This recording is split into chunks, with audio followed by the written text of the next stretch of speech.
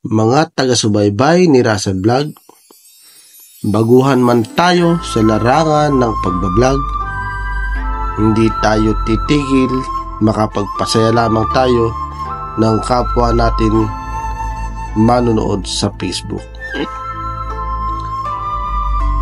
Ang mga oras na to, kami nga po pala ay pauwi na sa aming pinagtatrabahuhan.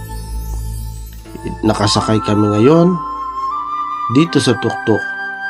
Alam ko marami nito sa ating bayan o sa Pilipinas.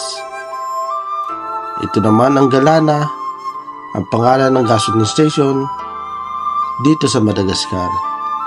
Kung makikita mo, may mga bata tayong makikita.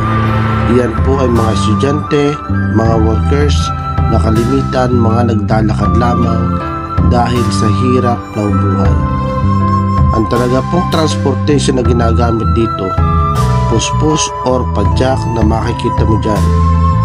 Yan po. At itong sinasakyan namin, tuktok. Itong lugar na dinadaanan namin o daan na dinadaanan namin, ito po ay papunta sa aking pinagtatrabahuan na Ambatobe Joint Venture.